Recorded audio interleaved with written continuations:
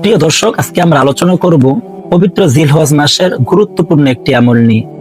সহিহ মুসলিমের 1977 নম্বর হাদিসের মধ্যে হযরত উম্মে সালমা রাদিয়াল্লাহু তাআলা আনহা থেকে বর্ণিত, আল্লাহ রাসূল সাল্লাল্লাহু আলাইহি ওয়াসাল্লাম বলেছেন, ইদা দাখালাল আশরু ওয়া আরাদা আহাদুকুম আইয়ুদহিয়া ফালা ইয়ামাসসা মিন শা'রিহি ওয়া বাশারিহি শাইআ। দেখেন, আল্লাহ রাসূল সাল্লাল্লাহু আলাইহি ওয়াসাল্লাম এই হাদিসের মধ্যে পবিত্র জিলহজ মাসের গুরুত্বপূর্ণ একটি আমল নিয়ে বলেছেন।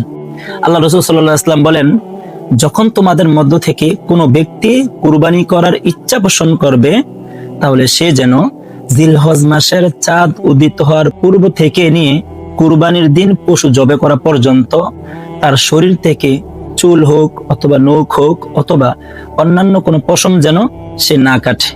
তাহলে এর দ্বারা ফায়দা হবে কি?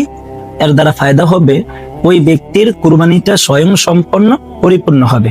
অপর একটি বর্ণনা রয়েছে, আল্লাহ রাসূল সাল্লাল্লাহু আলাইহি ওয়াসাল্লামের নিকট সাহাবায়ে কেরামদের থেকে একজন এসে জিজ্ঞাসা করলেন, ওগো আল্লাহ রাসূল, আমাদের মধ্যে থেকে যদি কেউ কুরবানি করতে না পারে, তাহলে ওই ব্যক্তি কি কুরবানির সওয়াব থেকে বঞ্চিত হবে?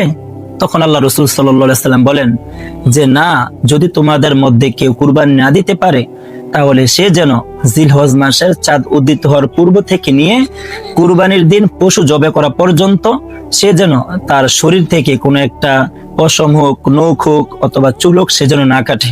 তাহলে সে কুরবানি করলে যে সওয়াব পেত, অবশ্যই সে ওই আমলটা করার কারণে পরিপূর্ণ সওয়াব পেয়ে যাবে।